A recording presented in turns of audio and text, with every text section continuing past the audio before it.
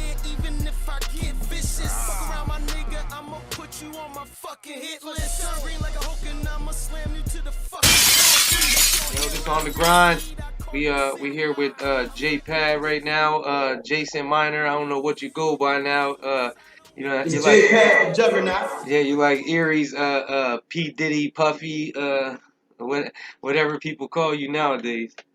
They Uh used to call me East Coast Dr. Dre. yeah. So that's what you go by then. Dr. Dre. That's exactly what you're going by now then. J Pad. J Pad the Juggernaut. The Juggernaut.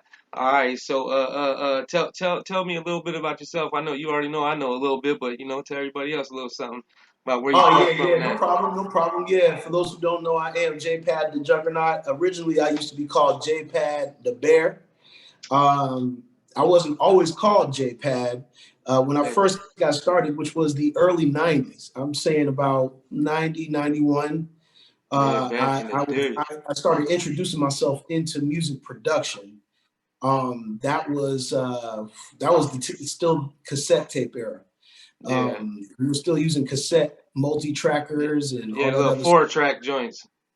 4-track, yeah. Yeah. That was my first device, was a Tascam Porter Studio, and it was a 4-track cassette, and it was a tedious chore. You already know what it is. But before then, I was just called Paddington because I used to have that nickname when I was in high school. You know what I'm saying? I used to wear the fisherman hats because EPMD was one of my favorites. Oh You yeah, know what I'm yeah. saying? Yeah, so instead of me and my boys wearing the Kangol, we was wearing the bucket hats, the fishermen's. Oh yeah, yeah. No Yeah, doubt. you know what I'm saying? We was wearing them bucket hats and shit. So, you know what I'm saying? I used to keep mine flopped up in the front. And, I came to school like that one day and it was like, man, you look like Paddington Bear. And it just stuck like that in high school. But as far as my musical history, though, it goes way back to like maybe even when I was a child. You know what I'm saying? Probably like, I didn't pick up my first instrument until the 4th grade. But before then, I was just a record player. I Yeah, just played records. You know what I'm saying? I was into music really heavy ever since I was like little. yeah. How was like your upbringing with like your parents? You got both parents and all that. How was all that? It was for like maybe my first 2 or 3 years of life, and then my mom and my dad separated. So from there, I was in like low income housing on the east side first, and then the west side. You know what I'm saying? And by the time I reached maybe the first or the second grade, um, first grade I was over at Jefferson. Yeah. That was where I was on East 38th.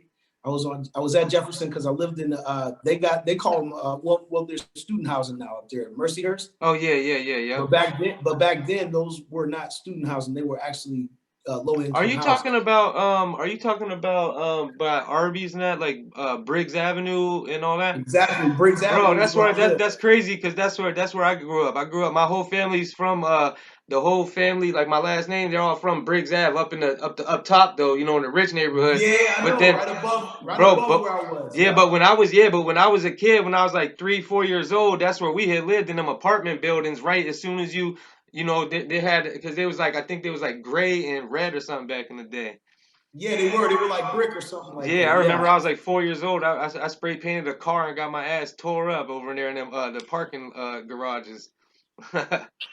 Yeah, that's funny. I didn't know that. Yeah, no doubt, no doubt. Yeah, No doubt, no doubt. That was my early stomping grounds. Like after because we grew up on West 40th. My dad, believe it or not, my dad was a professional baseball player, Okay. and yeah, that's how he came to Erie. Actually, he was playing for the Sailors, Oh wow. Okay. and they were at the time affiliated with they were affiliated with the Mets, and so my dad played for the Dodgers organization and the Mets organization. So when he got traded to the Mets organization, one of the assignments they gave him was Erie. And I think that was probably one of his last couple of years, doing baseball. He Yeah. met my mom up here. My dad's from Georgia. My mom is from Pittsburgh, but she moved to Erie when she was like 11 or something like that. Oh, dude. So he met her there, and then he retired in his 30s or his late 20s maybe. And then I was born in 72. I was born in 72, and at that time they owned a house over on West 40th. You know what I'm Oh wow. saying? Now, Yeah, I still remember the crib and everything. Got are the either one of them biggest in the sofa music or table. anything? What's that? Are either one of them into music or anything? Uh, you talking about as far as my family? Yeah, like your mom and dad. Oh, my mom and my dad probably dabbled around in music, but they really weren't. They were just music lovers.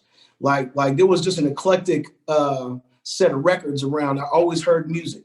Oh, so You know that's what I'm saying? basically where you got like your inspirations from, Oh, listening to absolutely. I mom was and dad. intrigued by the record player. I was intrigued by the little disc spinning around on the Yeah. turntable, all that. I remember that. You know, I'm past you, but you already know you like the you know you're the reason why I got into all making music and stuff. You already know I didn't tooted your horn a million times to you, but I remember going to like the State Street Tavern and stuff back in the day and watching y'all, wild out and stuff. And I was always like, "Who's dude?" And they was always like, "That's who you want to go get, record your music with," and yada yada yada. But and then it's crazy because then throughout life it's like I ended up in Pittsburgh and then you was in Pittsburgh and then I go down to Chattanooga, Tennessee, you're in Atlanta. I'm like you're right next door. It's like we was, you know what I'm saying? It's It like was yeah, crazy. you That's was always crazy like how right, that ended up right being, next door and bro. stuff. So but what brought you down to Pittsburgh? Was that because of the news thing and all that? How did you? Yeah. Because if anybody knows my history, I definitely did about 7 years of television, and Yeah, I was a cameraman, I was a live truck operator, I was all that. You know what I mean? yeah, So I started out at 12 in Erie, and I was full time up there with benefits and this, that, and the third. But I think Erie was just reaching a low ceiling for me. I ran through a rough patch. My son had cancer. There was a oh couple of man. couple of dynamics that were going on. He beat the cancer. Oh yeah, Fortunately, he's alive congratulations. today. Yeah, My that's son's actually 21 years old. He lives in North Carolina. He's a good guy. You know what I'm saying? damn, He's a that's really what's good up. guy. Hey, Yeah. that's a He works blessing. for an IT company, and he makes a great salary. So he's a good kid. But it was a lot of pressure on me at that time. And my mom and them were already moved to Pittsburgh. She had remarried and moved to Pittsburgh. And I said, you know what? Erie was getting a little bit on the, I just wasn't doing well. Yeah, yeah, And yeah. and I needed a change. And that's when I moved around 2000. It was shortly after Joe Clayton passed away. Oh Yeah, yeah, that Joe and was Jeremy. Yeah. yeah. Joe was actually a guy that I was mentoring. I was trying to get him into 12.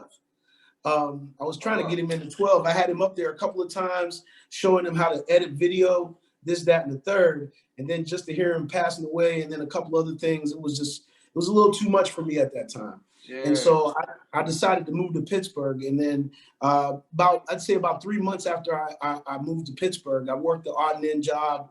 And then there was an opening at Channel 11 down here, which is the NBC station here. And I got an interview, and they were paying 17 an hour at that time, and I was like, shit, I'll take it. You know what I'm saying? Damn. So that's when it was. And then I decided to stay in that profession for about 4 years. And then once I got that, I started seeing that was going to reach a low ceiling. I wasn't going to get a full-time job with them. I decided to migrate into trying to do my own thing, which I always was doing music.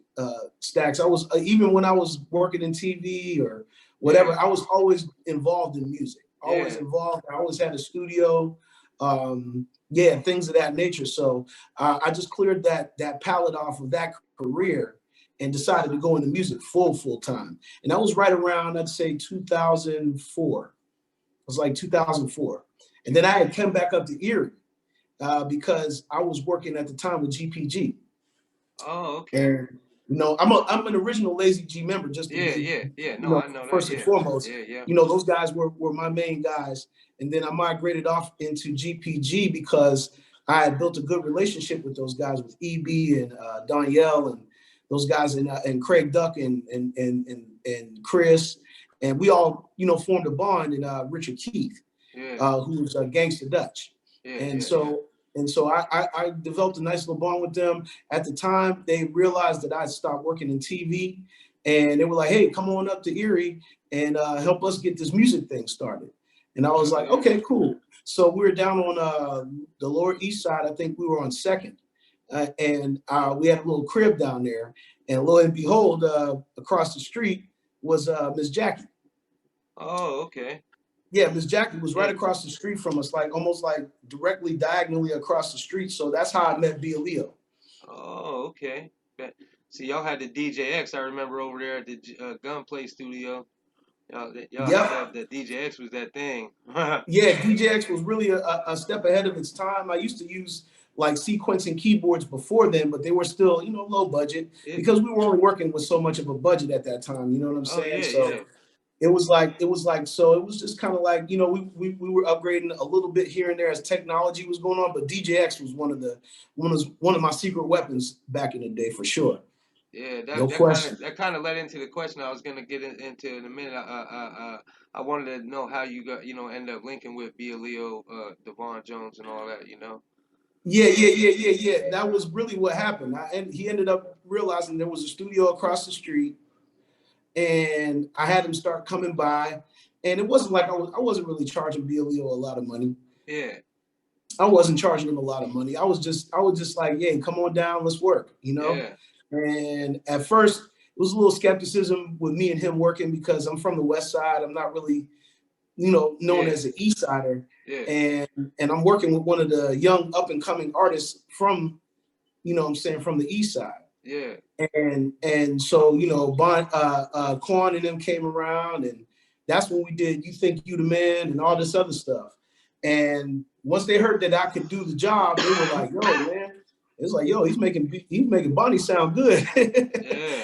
He's making Bonnie sound good. And I know El Cardio was around at that time. He did some of the beats. I did some of the beats, and I did all the engineering Yeah, because you made you Leo made you made a before. lot. You made the You Think You the Man, which is that was like probably the most known song that everyone knows. Be Yeah, I Leo did the and engineering. Zeke Actually, El Diamond. Cardio made that beat. What's that? El Cardio was the one that made the beat. I just did the engineering on that song. Oh, okay. So L made the beat, and then you did the engineering. Okay. Yeah, because at that time, I was probably the most advanced in doing engineering at that time. Yeah, for And they sure. wanted, they Yeah. really wanted to do the song because it was like current sounding and this, that, and the Oh third. yeah. And I said, all right, let's do it. Yeah, that You know what I song mean? came So him out. and Zeke came down, Zeke Diamond, him and Yeah. Zeke Diamond came down and they recorded it right there on Second. We did a lot of the recordings of Bia Leo's that were very well known on Second Street. Yeah, that seems like the pretty much the beginning of like the whole Erie music scene getting like real aggressive. It seemed like like Yeah, it full was. steam It was ahead. something that I wasn't familiar with because at our time it was different. Yeah, it was Um, different. Yeah, yeah, it was different. So I had to make an adjustment, and that's the fortunate thing that I've been able to do throughout my career, Stacks, is I've been able to make adjustments to the times yeah, definitely, and definitely. and transcend because sometimes people will get stuck in an era and they will just stay there. Yeah, But I decided to keep my mind free, keep my mind open. And I was very lucky to have an open ear at that time and listen to people's advice and things of that nature. And I think that's really what made me a better person as far as doing what it is that I do, is because I was able to open my ear at a time when I thought I really knew everything. And yeah, then I had to open my ears up again and say, you know what, you don't know yeah, everything. yeah. At and, all. and it's a Yeah, constant process. yeah, because you learn a lot, a lot. So.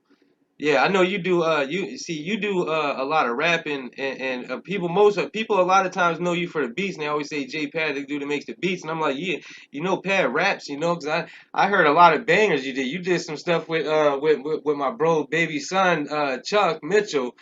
I done heard a couple bangers that you did, so it was like I'm Yeah, wondering, breathe in, breathe out, and yeah, so you say. That definitely was a yeah, big record of mine. yeah. Yeah. So I'm Yeah, like, I got a lot of buzz off that record because at that time I was on a campaign of accountability and responsibility. So Baby Son just so happened to be in Pittsburgh at the time when I was doing that project. And of course, I was I was his first guy. yeah, I was a yeah, lot of guys first. yeah, And he was just another guy he was one of my first guys that I worked with on the West Side, him and yeah, Omar Harmon. And at that time, they were a little group called Evil Little Bastards. And this was still in the 90s. But yeah. make a long story short, I saw him again here in Pittsburgh, and I said, man, please come down. And he immediately had those things together, bro. It was like, it didn't even take us long to record those songs at all. Bro, Chuck, I've been in the studio with Chuck my whole life, and that guy is somebody that can go in the studio and make a song, bro. Like he just Yeah, a real song. a real A song, real bro. song. Yeah, Like it's a he's a real real song, got a artist. full meaning, and I don't even I hardly even see him write them down, and I'm like, bro, I'm like, where does this come from, you know? And that's why he was, you know, always one of my best friends, and Yeah, you know, yeah, he's we, a gifted dude, man. He's yeah, real gifted. yeah, very gifted. You know, he went up there, and I think he's doing stuff now. He got a little studio, and he's trying to put it together, and you know, do a little something Which with is it. right. But yeah, Which so is what do right. you so do you prefer the beats over rapping, or you prefer rapping over beats, or don't matter No, to you? I prefer the entire experience. You know what I'm saying? I prefer. Don't get me wrong. My first passion and love is creating instrumentals. Yeah, I'm probably the as opposed to people's opinion, because everybody has an opinion on what you should be or what you are. yeah, of course. But um, in my opinion, just knowing who I was from the inception as a child to me being the first thing that I did anything wise was pick up an instrument, Yeah. and learn how to play an instrument, and I still play it today. It's the trombone, bro. Hell yeah. You know what I'm saying? So I've been Rip. playing the trombone pretty much since I was a child, and so I can say music is my first, creating instrumentals and stuff like that is my first passion. Rapping is just right up there with it, and it's funny because I'm kind of like a late bloomer because it took about 30 years to get into rapping Yeah. heavy. But I always did rap, like you said. That was one of the things that I was experimenting with, even at the SST at that time. But I built a lot of skills there, and rapping is something that I enjoy doing. Yeah. See. I enjoy rapping. I enjoy singing because I sing on the tracks too. I got songs with many people where I'm just singing on there, Yeah. and playing instruments, obviously. Those things are all good. I say engineering is probably my least favorite. Really. Yeah. Yeah. Yeah. As opposed to what most people think, because they know I'm so good at it. Um, I just had a It's mentality though, Stacks, that I was not going to let anything leave the studio sounding half-assed. yeah. Of course. I can honestly say I never heard you release anything that didn't sound nothing less than perfect. You know, to the ear. Or for It's that smooth. time, you Yeah. know what I'm For the saying? time. Because Yeah. obviously we all grow and we Yeah, of progress as course, and for time goes on. what we had at the time. I mean, of course, now if you have Yeah. For what we anointed had at the time, though, microphones I was compared making to the sure they Shirt were the 58, best. you know, it's always going to be that difference, you know. But Yeah, there was a lot of videos that came down off those little platforms that we had back then. That it was all because we had the recordings sounding that good. yeah, yeah, yeah. See, I remember you was the first person. Nowadays, a lot of people do the punch in, punch in, bar punch, bar punch, bar punch. Like you were the first person I knew. I always heard say you want to master one thing at a time. You know what I'm saying? You want to master it one thing at a time. Don't rush into the whole thing. You know what I'm saying? If you can master one bar at a time, if you can master one bar at a time, you can, you know what I mean, go through. I mean, you don't do You all your can, songs. Yeah, you you don't do can, all your and songs, I but I think seen that, but you. I also think that technology has advanced enough to the point where even I will say that if I opposed it in the past, I kind of accept it now, because I understand a little bit more about song creation, Yeah, and I understand a lot more about what makes a record on the radio sound so good. And I'm realizing now that these guys, the technology is advanced to this point, Stacks, where you can actually make your lines clean as possible by going through it in a ping pongish kind of way. yeah, When you're doing 4 bars stopping, you're going back and doing 4 bars stopping, and then, you know what I'm saying, because it keeps your breath control, yeah, it keeps your exactly. energy right, and it makes the recording come out that much better. Yes. But I do know artists that I don't have to do that at all still today. Oh yeah. Yeah, just like you said, if you can master Yeah. those techniques, your breath control, these things, these types of things that we understand that can get people through, you're good. Yeah. You're good after that. You're Yeah. good. You're good. And I still believe that that is the supreme way. But at the same time, I do understand why, you know what I'm saying? Because I actually watched the Fade to Black. I actually watched these documentaries where I watched Hove cook up his sauce like that. And Yeah. I watched people cook up this because he doesn't write. So, Lil Wayne doesn't write. So they're definitely punching those lines in, and that's fine. That's fine, because it's actually easier for them to rehearse and perform Yeah. because they have it down pat, and they can emulate, because it's funny how the ear and the brain and all that other shit works together. You know what I'm saying? Like it literally is like you create a snapshot in your head, and then you begin to recite these things a lot easier after it's laid like that. Yeah, But when the average listener is listening on the radio, they're hearing no loss of quality. yeah, They're hearing no loss of quality, and that's what makes engineering so critical.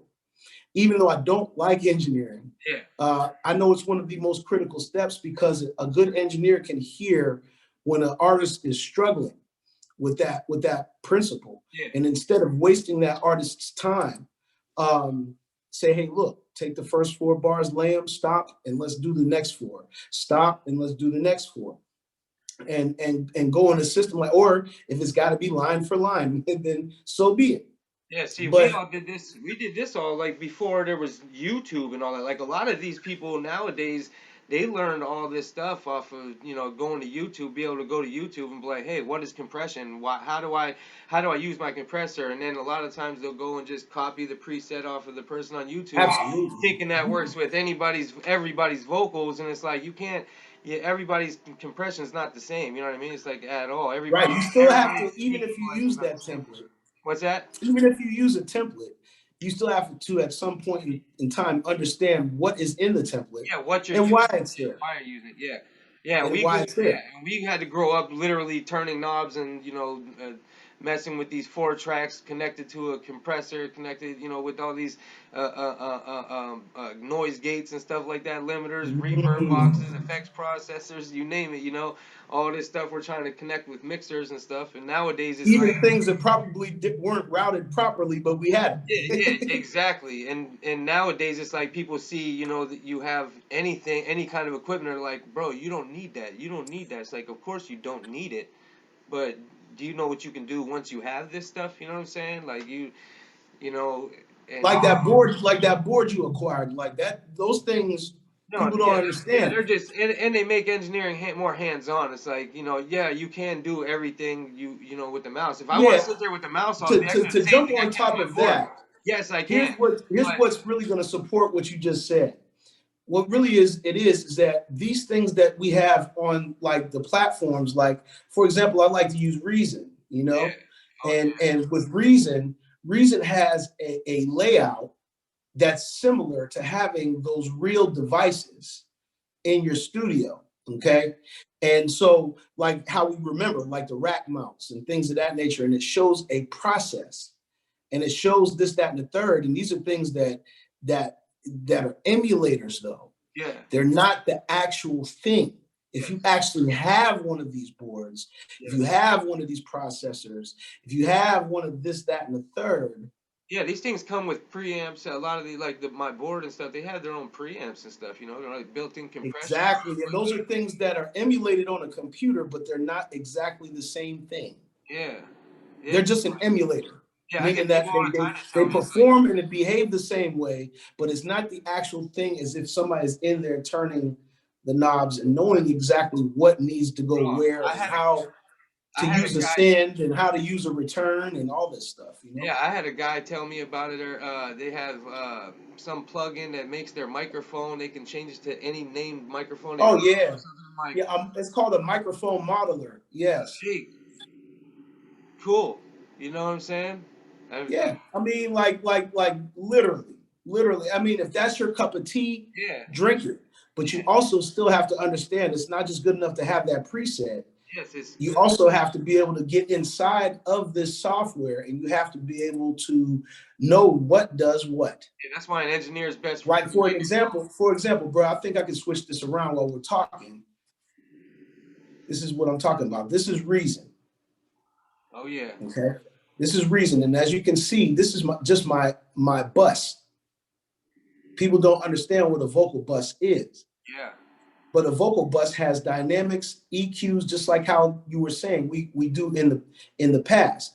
In the past, we had to set these things up this way because this is just like a virtual rack. If I hit the tab, you can see the reversal, and then you can see how everything is connected. yes, You know what I'm exactly. saying? And so that's basically to add on to your point. You know what I'm saying? And then you have your mixer in the next window up here. And as you can see how the mixer is looking, You know what I'm saying? That this is an emulation of something similar to the board that you have at home. Oh yeah. You feel me? And knowing the routings and things of this nature is what's important. Just like you said, it's important to not just be a one-trick pony with it Yeah. and be, you know what I'm saying, just looking at the stuff like, oh, that's fancy looking in this, that, and the third. But do you know how it's applied? Yeah. A lot of time versatility makes music. Yeah. Knowing that, you're absolutely right. And the people that really are hands-on are the people that I look up to because it really still is the right way and it still is the best way. Don't get me wrong, you can still achieve the same thing. And in this day and age, because of time, I do use the cheat codes. I have cheat codes, and you should develop some cheat codes in the studio because you don't want to drain your ears all day long. If you don't have good studio etiquette, you know not to have the volume of the monitors up so high. You know to have, a certain threshold when you're using, compression, a certain threshold on a de-esser, a certain, and this, that, and the third to achieve the sound that you're trying to achieve, Yeah. and understanding workflow. Yeah, exactly, exactly. That's what I always tell people: get find a vocal chain that works for you, and then trick it, trick it, you know. Trick it, That's all you gotta do. You trick it, got because I've made many revisions to my vocal Yeah, and chains. it's not what you have; it's how you use it and how determined you are to get a good quality anything. It's like that's That's why absolutely true, yeah, that's man. why It's absolutely I true. never I beg. think people in this day and age, Stacks, maybe not, not purposely, but they just don't realize how lucky they are to have it like this because everything that's contained in these softwares, it costs literally hundreds of thousands of dollars to have that kind of a capability Yeah. in your studio back then. Oh yeah. You know what I'm saying? Like it really was an important thing for people to understand. And I think they understand it from the digital age. But if people would take the time out and go back and look at the masters that they created these boards and these softwares off of, Yeah. they would have a much better understanding of why we do what we do. Oh yeah. So what was like your major influences on in music? Like who's your influence? Oh man, listen. Whew. Man, I have an eclectic background of music that I was hip to growing up. But one of the main things was my dad was a soul guy. So Okay. I listened to a lot of soul growing up. I listened to LTD. I listened to Barry White. I listened to Isaac Hayes, Al Green, James Brown, guys like that. You know what I'm saying? And then on my mom's side, it was a little bit more eclectic. That's when I listened to, the Fabulous Dorseys and listened to big band jazz and Spanish, music and African music and things of that nature. You know what I'm saying? And even reggae and things of that nature. So, I just had a nice little background. But those guys that I mentioned prior to this, though, like Isaac Hayes and Barry White and Quincy Jones, and guys like that those were my start points. And there was others that came down the line that were extremely gifted, like Prince and a couple other people that were just musical geniuses. Yeah.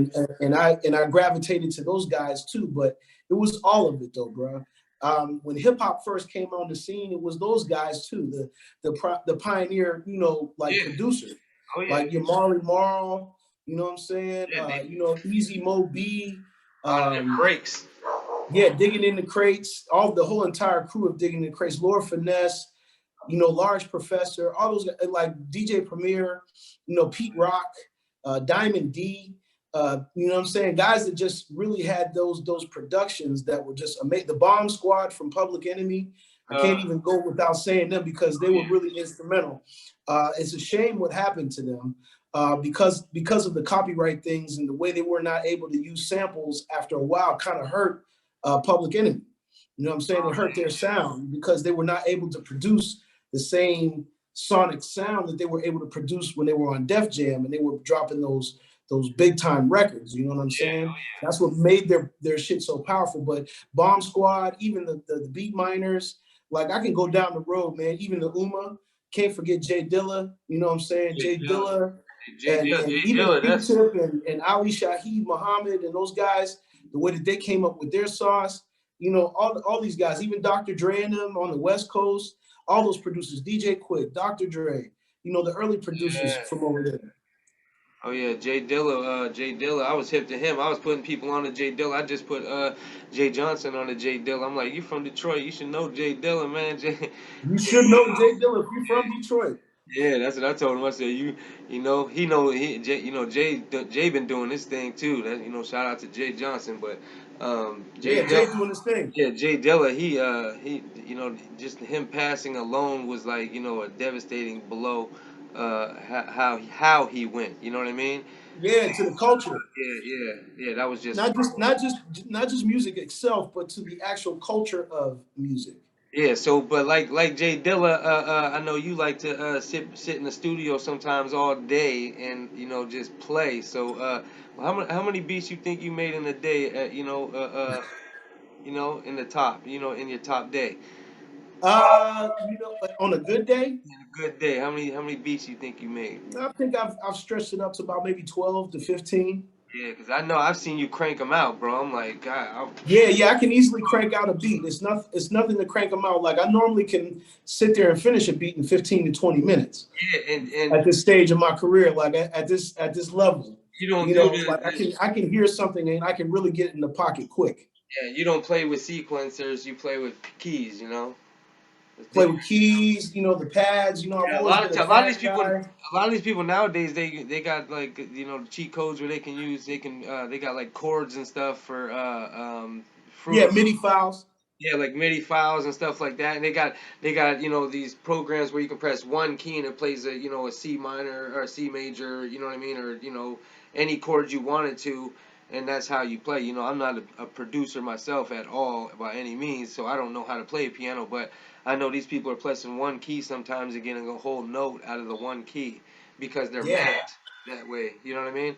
And it's Yeah, like yeah, yeah, it's yeah, yeah. crazy These how things do music is have elevated to a yeah. point nowadays. It's just like back in the day it would have been amazing to do that, just sit there and you know Oh yeah. I remember when Technology Cakewalk has come a long, long way. yeah, when Cakewalk came out, I was like, blown away. My dad got Cakewalk, and I was like, yo, what is this sequencer on here? I'm like, every time I click a dot, it plays this, like a line goes and it's playing, and I'm like, my dad's like, I don't know what the hell you're doing this. I'm figuring it out, and that's literally what started me even being interested in music, and then It's starting amazing. The at first time you. I saw a cakewalk, I was jealous. Yeah, that was amazing. I was like, what? That's why I I said was like, people. whoa, everything's in there. Yeah, people nowadays, who was a master, Michael Warner, 80 Yeah, Pro. Mikey Warner was one of the first guys I knew using a PC for for Yeah, he was for the for RZA to music. me. He was the RZA. He was Bobby Digital. He's like Yeah, at the everything. time when I was doing Lazy G's, he was the other producer. So big Yeah. shout out to Mikey because he's a pioneer too.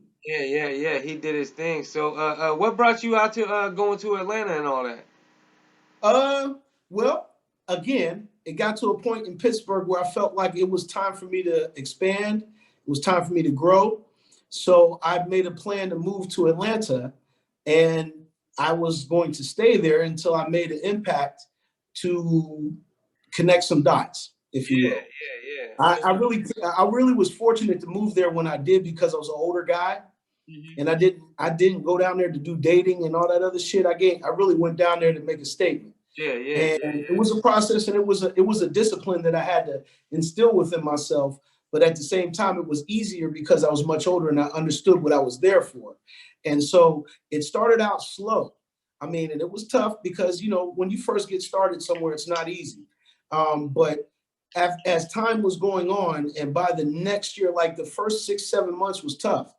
Things started getting better as I progressed into that next year, and once I actually found a relative that I could stay with down there, which I didn't at first, and I should have mapped that out when I first went down there. But you never know what you're there for. You just got to know that you got to go. Oh yeah. And so, make a long story short, I got to my cousins, and then things started coming together because, but in between that time, though, good things were happening in those stacks. It wasn't like people were pointing me in directions and saying, "Look, go here." I was featured in a street execs beat showcase. I was featured in this thing called the producer beat auction. I was featured in a couple of things. And to make a long story short, um, uh, by the time I got to my cousins, this was about 2015. I got wind of a beat battle that was going on over at the Shark Bar by the Greenway Mall. And I was like, well, this is my realm. Let me go get to it. I brought my beats. I brought a set that I had pre-made.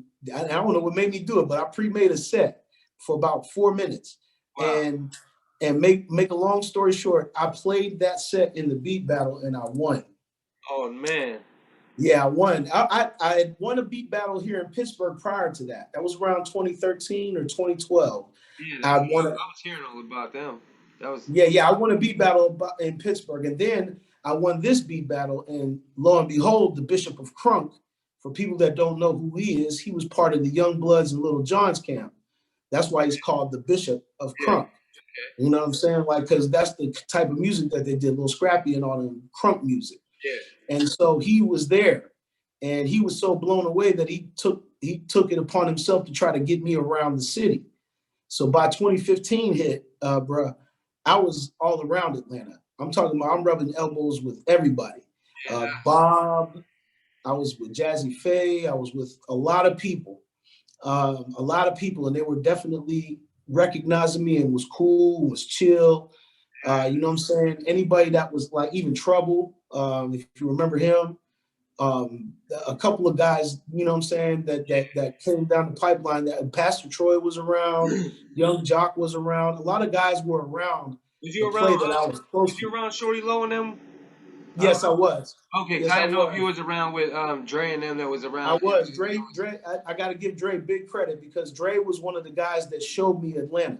Oh yeah, So I got Dre's to my give a homie. He's big good shout out. people. A lot of people up north don't really know how powerful Dre's name is in Nah, Atlanta. Dre goes hard, bro. Dre got an artist now. C's in Erie. Steve, yeah, that's his nephew or his cousin. Yeah. Yeah. You don't like me. I don't know why, but you know, somebody said I said I don't like him or whatever. But he got, you know, Oh I said yeah. he's I alright. mean, I you just know how don't, the you know what I'm talk saying. go, I don't bro. listen. If you don't listen to everybody's music, I guess you know people don't like it. So Nah, Dre is my man though, and he doesn't give enough credit. I think Dre is one of the gateways to the South, and people don't recognize or respect Dre for what he can bring to the table. But he can bring a lot to the table. I mean, I was running around on one of Shorty Lowe's tours with Dre, and I have to give Dre a lot of credit because he even had me do an impromptu beat session with Shorty Lowe at his house. Um, that's something that actually happened, and there's no capping that. You know what I'm saying? Dre set that up and it made it happen. Dre actually got me along my way to getting to the point where I got to. And shout out to Tower too, because Tower's from Swag Rich. yeah, Shout out to Tower too, because Tower was Shorty Lowe's road manager at that time. no, they go You know what hard. I'm saying? Yeah, they, Yeah, he was the road manager. So that was my gateway to the West Side. I was on Bankhead. I was able to chill over there with the guys that were there that was representing that side of town because of Dre. And I had to give Dre. Dre gets a lot of credit, man. He don't get the credit that he deserved, but I'm giving him his flowers now. word. So yeah, but yeah, Dre and them, yeah, they go hard. But what you got going on so far for like you know, what's your plans for 2021 and all that? Like what you know, Oh, what you been okay. up to? Well, I made a conscious decision back in 2019 that I was going to pursue a solo career. And slowly but surely over the last 2 years, I just decided to start cutting back on doing the engineering, cutting back on the day-to-day studio time, and really start focusing on learning the business more and learning how to be an artist and starting a website and all this other good stuff that I got to get. You know, most people need to get prepped up for they run doing their thing. Yeah. And so I developed a website, I developed a merchandise store. I sell kits, you know what I'm saying? Of course, I sell beats, but I have everything under one house, and it's that custombeatking.com. Then I decided that I wanted to start pushing singles. So I Okay. started releasing singles in 2020. And then by, I'd say, November or October of last year, I decided to put an album out, and it's called Masterclass. Now And that's so I all. put an album out. Yeah, it's on all the platforms. You can pick it up anywhere. Yeah, I was gonna say let everybody know you know it's on the platforms. You know Yeah, they your like to favorite know. platform, whatever you got an account with, you can listen to this album on that account. Okay, nice. If it's Apple Music, if it's Spotify, Tidal, it doesn't matter. I'm on all of it. And then, of course, I've been doing more songs with Miss Toy. And for those who don't know, I am the producer for Miss Toy. She was the famous voice on the Ice Cube record. You could do it, put your back into it. Oh man. Yeah. I've been her So, producer now for about 6-7 years. oh wow, okay. Yeah, I That didn't kind even of know like that. fell through, and that kind of like came about in Atlanta. Like about the time I got to Atlanta, that was something I forgot to talk about. That was the first thing, significant thing that happened was I started becoming Miss Toy's producer. Oh, And okay. so the referral came from Pittsburgh, but I was in Atlanta and her management was in New York. And so they wanted me to start sending beats. I started sending beats and she was digging every last bit of them. And we found out that the management up in New York, I ain't going to disclose their name, but it was some janky business going on. And so Yeah. she ended up cutting the management team, but she kept me on her staff as a producer. And over the course of time, I've been getting more and more involved as being like one of the lead producers for her sound. So, Oh, that's great. yeah, we've So you released a lot of songs. That's actually how I got my name in Wikipedia, man. Oh wow. So you still doing the like consultations and stuff? I remember you used to do like go around and Yeah, help people with their studios and get them all right, you know? yeah. I do that more now than I probably did before because that took over from the day-to-day doing studio time. Now what I've been doing is I've been going around the city and I've been or out of town. It doesn't matter where. You know what I'm saying? Like people call me for consultations as far as south as Florida. So I'll go anywhere. Yeah. You know what I'm Yeah, you're saying? the original Uber studio. Yeah. I was the original mobile Yeah, studio. I yeah, yeah, definitely yeah. did that for about a strong 8-9 years. It Yeah, was yeah. like We it was was like it was you was like something that got me around a lot of places and it started getting me out of state. So it was really cool. I was as far south as South Beach, and I was as far north as probably Maine. Oh yeah. Yeah, I Yeah, remember you. so I've done a lot of traveling with the studio. Yeah, yeah, that was actually crazy because you literally I remember people used to say, yeah, you just call him up, he'll pull up with the damn car, you know, in the car with it, you know, he got everything just pulled right up in your kitchen and we'll get it in. Yes. I'm like, damn, for Yeah, I real? found a clever way to put it all in like Yeah, 3 small bags. I had a small set of monitors, some bookshelf monitors. I had a little MIDI controller. I had my laptop. I had a stand, and I had a still stand sound base. clear too. And I Oh, would try to do what I did in anybody's crib. We would just find the smallest room. And it's funny because it taught me a lot about engineering, yeah. doing that mobile studio thing because you had to overcompensate, you know, Yeah, oh, like yeah. like certain rooms wasn't the most accommodating rooms. So I found clever ways to knock the game back on the mic so it wouldn't be so airy. I found different ways to be in open rooms without the technology. Like, see, I got an eyeball now. Yeah, So yeah, it's like, yeah. that's a different story. I could be in any room with the eyeball Yeah, and yeah, going to really kind beat of like you. make it do what it do, but I didn't Yeah. have the eyeball. So I had a nice little condenser though, and I took it around with me, and it was really it was a USB condenser, if I'm not mistaken, because at Oh, that yeah. time it was just convenient for me to take it around. Yeah. And man, I did hundreds of songs on that USB mic, bro. And still sounding amazing, I'm sure too. Yeah, it sounded real clean and clear. That's the thing that really got me through and got my name established in Pittsburgh as a producer, as an engineer, because I had that angle and nobody else really had it. And then a couple Yeah. other people tried to do it and they, started building their little mobile studios and whatnot. But I think I had the most successful one, to be honest with you. Uh, by far, bro. What was your take on like hip hop in Erie and how it came about from your perspective? Because I guess it's all from people's perspective. The It story is. seems to It differ with is. everybody. I think in that era, Stacks, when we first started getting our thing on in the early '90s, that's when the rap explosion really started taking off. Before then, there was one DJ on WERG in the '80s. His name was TNT. He ended up passing away. He was drag racing down State Street and got in a really bad accident and killed himself. Wow, But he was like the hip hop. He was like one of the original hip hop DJs. Most people won't even talk about TNT these days. dude, I never But even rest heard in of him. peace I'm to glad you TNT. said something so I can find out about him.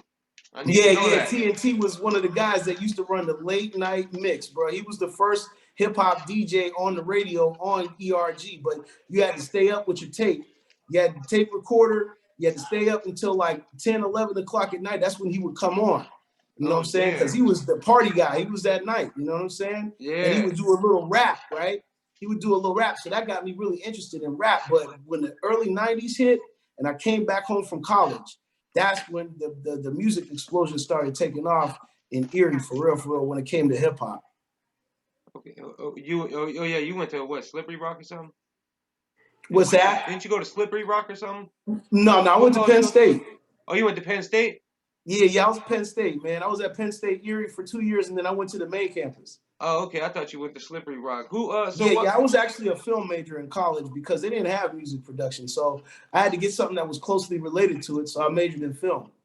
Oh, okay. So who was all like who were the names back then? Like I mean, you don't have to name them Oh, all. as far as the initial early wave, Yeah, um, well, that you yeah, remember. Kevin Carroll.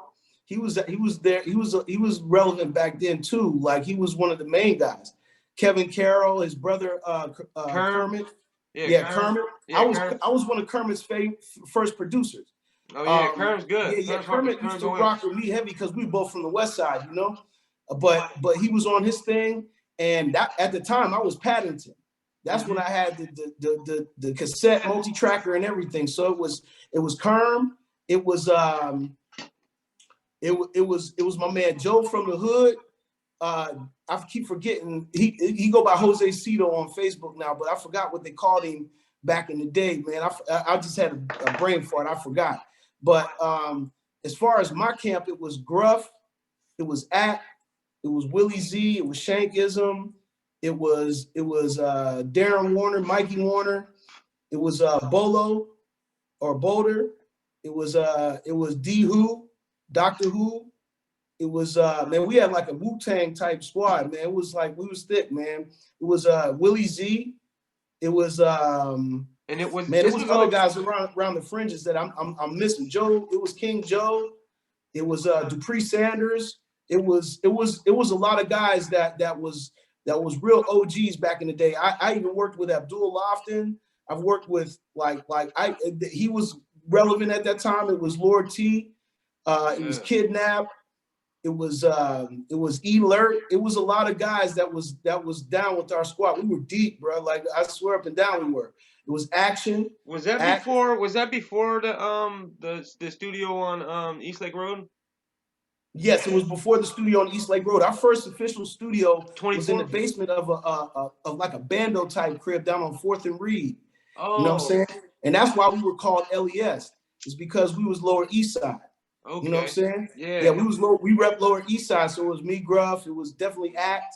I Now, my do. bad though. It was a lot of us in the basement though. I was missing people, man. It was Bozak. It was Cool K.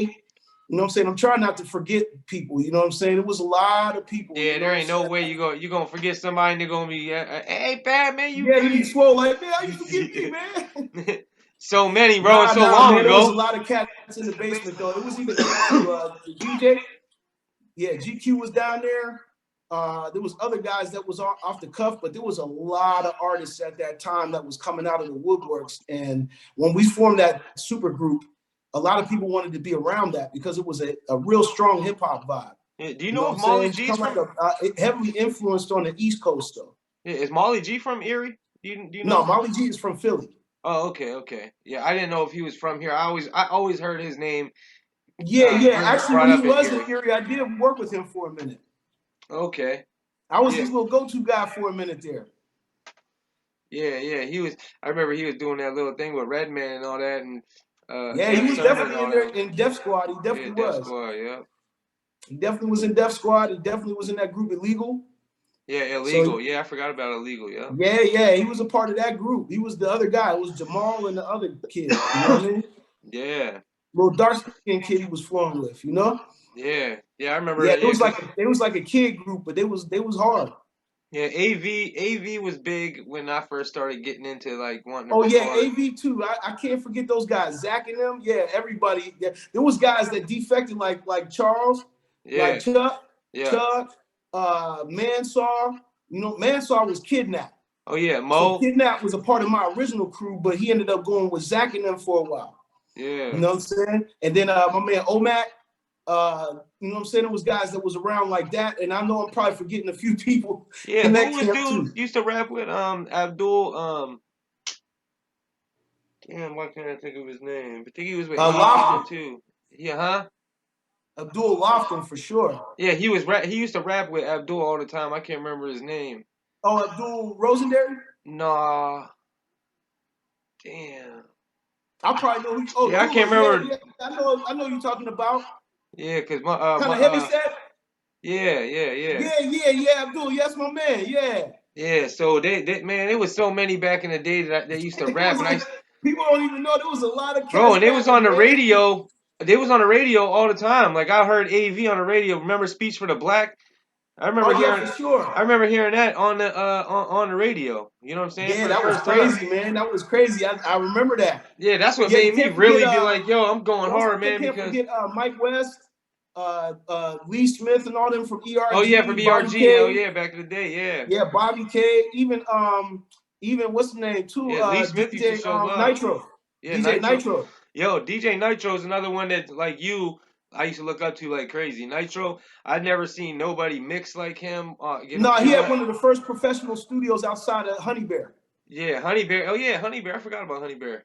Honey Yeah, Bear that was was dude that yeah. they made a movie off of old boy because he used to be in a doo-wop group back in the '60s or something like that. Yeah, wasn't there another a state cop or something like that that was doing music in Oh yeah, Jersey? yeah, my man Donnie. Donnie, because they had the white dude Charles J or whatever dude, I think Yeah, Bluesmith. Charles J. Yep, Charles Yeah. J was part of one of the things that I was a part of through my coming ups. Man, dude, whew, man, you're taking it back too. It's Yeah, that's Charles what I mean. J. Yeah. Good lord, you I was even told the other day I I don't know remember nothing done about sessions Erie with Hip-Hop. Hectic, the Playmakers. I mean, damn, we can Yeah, go down the playmakers. line, man. Yeah, yeah. There was a lot. Jeremy Salter and them. You know, Oh, Jay Jeremy was. Salt was part of the Jay Saul early was camp going too. He hard. was like a young boy around us when we was LES. Yeah, he major contribution. That Nick I am Major Sean. contribution. Yep. Jay Salt, Yeah, can't forget him. Can't forget AB. yeah. AB Can't and yo forget AB and AB. them used to go hard. Yeah, can't forget AB and Young Buck. Yeah, Um, Wayne. yep. Young Buck, Yeah, Wayne. Yeah, Wayne. yeah. Yeah. Yeah, AB and Wayne used to Wow. be. I can't remember what their little group was called. They used to have. I can't remember. Yeah, but they were really professional with what they did. They was one of the first guys that I seen that took a little industry move. Yeah, they was doing And the John Madden football games or whatever. yeah, they was doing the football games. That was Young Buck, really. That was his Yeah, wits and his Buck. smarts put them there. Yeah, Buck was going hard. He was like staying at the Breakthrough Studios, Nitro Studio when they was on Peach Street. I Oh remember yeah, Buck was for sure. yeah, Buck had a little spot in the basement. He like locked Yeah, Buck was himself in doing there, his was thing, going man. Like crazy. he was the first guy that I seen do a couple of professional things. I mean, as far as the music, I mean, it was okay. It was okay to me. AB always been one of my favorite rappers, though. I ain't even gonna lie. Oh, AB AB. been one of my favorite Yeah, rappers AB can for a rap. long time. He's a real rapper. Like he can Oh, he's rap. extremely gifted. Yeah, Yeah, like, yeah. but that's one thing I will say about those that first wave of Erie rappers. Yeah. Man, bro, I ain't even gonna lie, man. Some of the most gifted rappers, and that's probably the reason why I'm still surviving now, is Yeah. because I remember how good they were. Yeah, yeah, bro. That's why you say Chuck and Abdul, that whole AV CD, that knowledge, wisdom, understanding, they kicked a Oh my lot of goodness, game. Zach had a little superstar squad around him. Bro, and did you know, I don't know if you know this, but they said Zach, nobody, because I used to be around them, I don't know if you remember, I used to be around with them like that.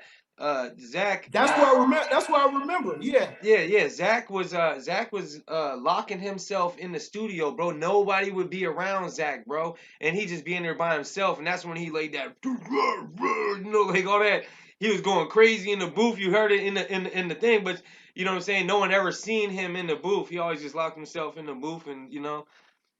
But Period. he was definitely a good mastermind as far as like putting together something and like Oh, you sure know, he was. and Definitely. then he had to jump and get naked on the stage and oh man, he You mean at the Safe Street Tavern? yeah boy, he got into his boxers and started acting like an animal. Oh man, hey, look, I'm sitting. I was running live sound that night. Yeah. I'm behind the live. That's how I learned how to run live sound. Is the dude from the SST would let me run the live sound during the hip hop show. Yeah. Man, when Zach got up there and did that, man, I said, "What?" Yeah, what happened, man? Hey, yo, I'm sitting there. I probably was taking a sip of some ginger ale or something, man. I almost spit my ginger ale out, dog, because I was like, "No!" I was like, "Don't do it, bro." Yeah, I don't know what the hell was going on. As soon as I started seeing him take his clothes off, I was like, "What is Zach doing?" Yeah, I don't think and nobody knew what the hell was going on. Nobody knew that. Hey, that's my man though. That's Yeah, my no. man. He definitely put a show on though when he would do a show. But man, that night I was like, whoa, it got real. You remember Mustafa?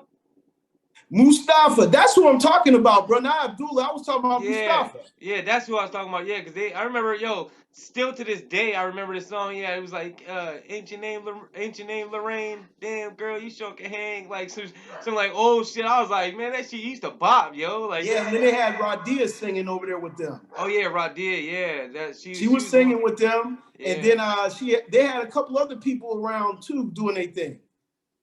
yeah, cause I remember Mo was singing that the one dude Mo.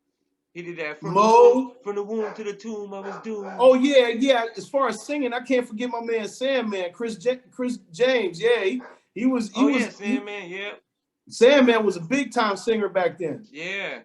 Damn, who else? I can't, man. Man, that era was something else, boy. Yeah, I missed that, bro. That's what I'm saying. I That's know, when I man. used to Tell me love. about it, man. That was a That's when I great used to time to love be coming in into. music in the city. Yeah, just being involved in things, man. It was like you could be involved in things, and I had to, it wasn't like Yeah, man. it Yeah, wasn't and no I'm separation back sure, then. bro. I'm forgetting some people, but man, there was Oh, a for lot of sure. people that did music at that time. It Yeah, was a big nowadays it's explosion. more like it's so clicky that it's like you can't, you know what I mean? It's like the Holly does the Holly thing and the hood's not going to the Holly thing and vice versa. And Yeah, and it's like that with everybody nowadays out here. yeah, yeah. You can used to be able to go anywhere. Yeah, that Chief Keef era done. Whew. Yeah, like you say, the Chi-Towns and the Detroits. Yeah, oh yeah, yeah. Everybody from Detroit now.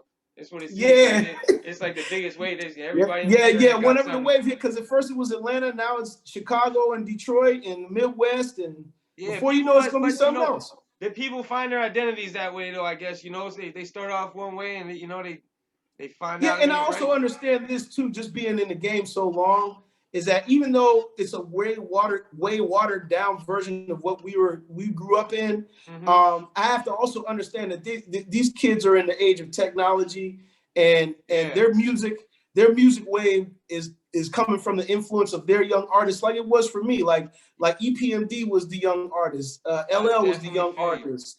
Yeah. You know, like those guys was my influence because they were guys I identify with because we was around the same age, you Oh know? yeah, yeah. I definitely So feel you because I get it. I know you see, I get it all the time for saying, people say, I be ragging on the young bucks and stuff. It's like I'm not ragging on the young bucks, bro. I'm just saying it's like they don't show no respect.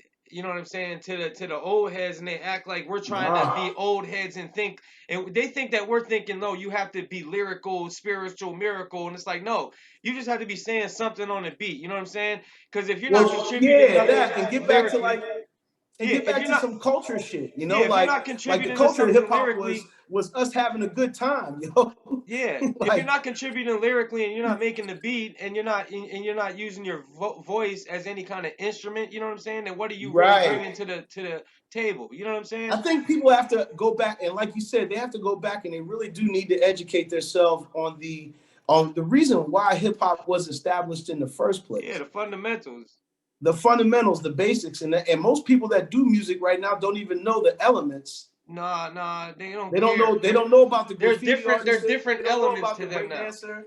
They Yeah, don't know about the beatbox. yeah, no You know what I'm graffiti saying? They artists don't and know about nothing. the guys that used to do popping and locking and shit like that. You know what I'm saying? Yeah, Like yeah, even the guys that even the fashions and things of that. It's funny how some of the fashions are coming full circle to me, but at the same time, the other part of it, like you said, the creativity yeah. of the music has taken a big back seat.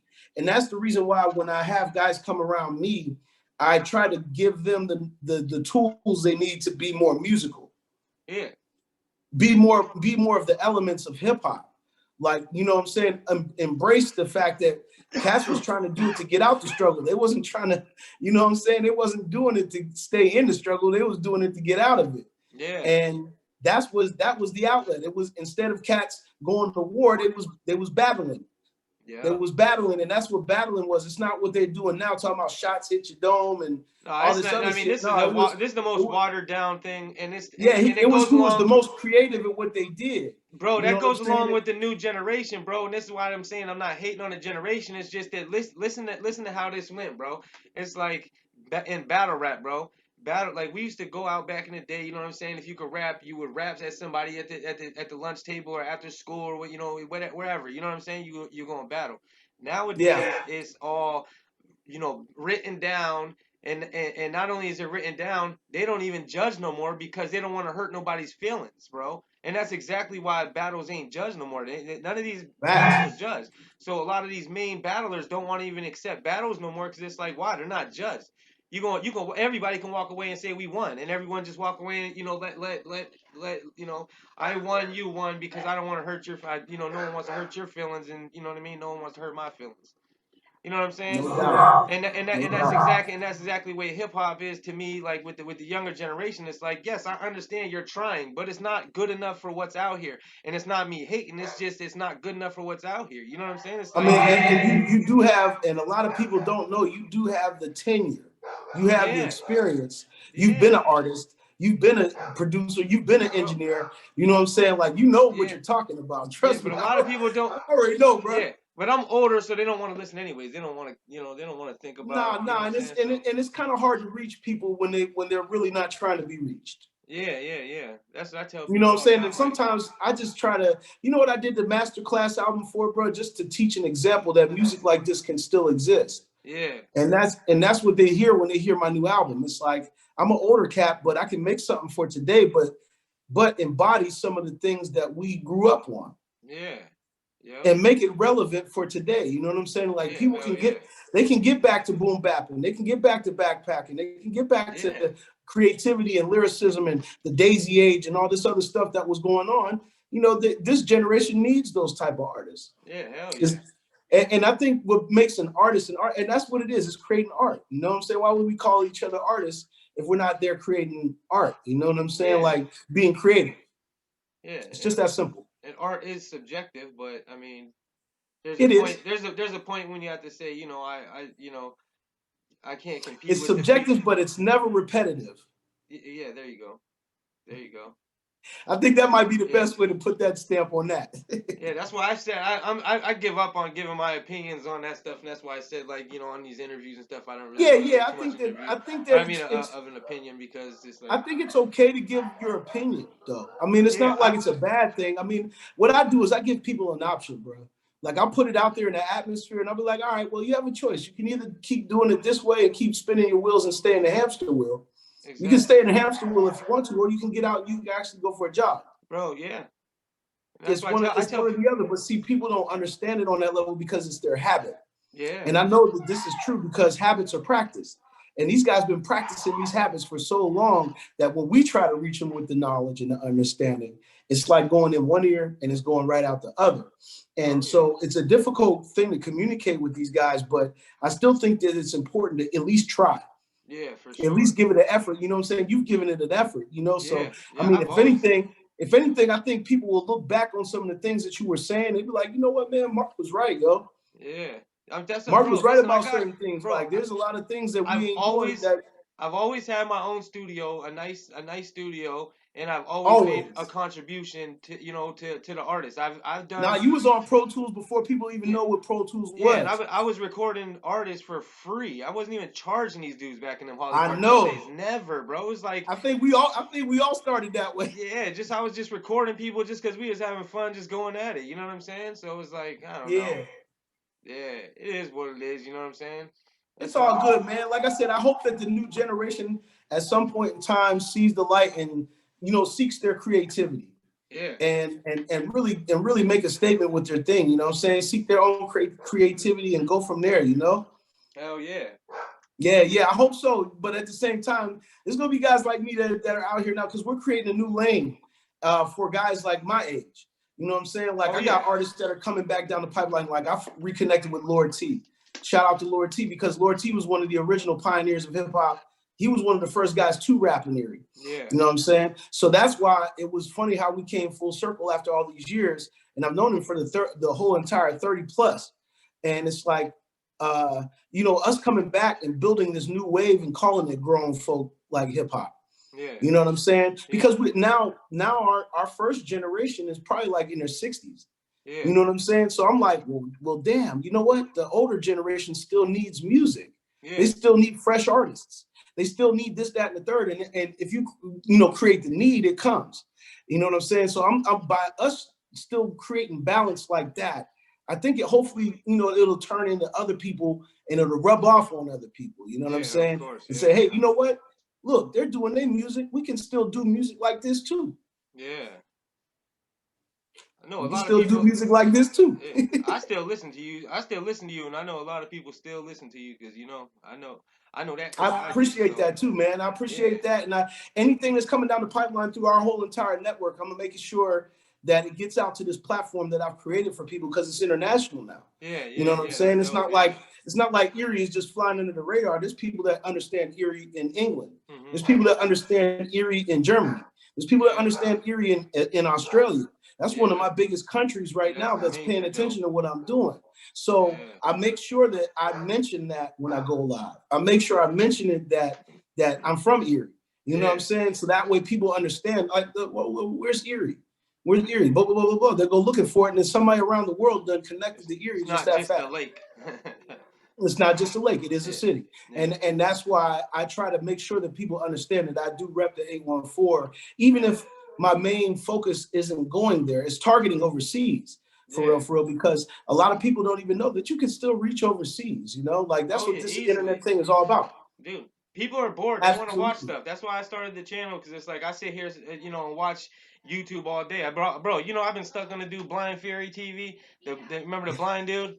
Bro, he got his own TV, like, YouTube, and it's just he's sitting there freestyling all the time, bro. I'm just like addicted to it. You know what I mean? Like And I always catch myself. Even though cats may not get along or things of that nature in the city, all of the parts of what made hip hop there, even Gully TV and all these things are all part of Erie hip hop culture. Yeah, for sure. So it all needs to be respected as what it is. You know what I mean? Yeah. Oh yeah. Yeah. Just needs to be respected as what it is, and I make sure that all the time that when I go out there, and I make sure I rep the 814 for sure. Yeah, that's dope.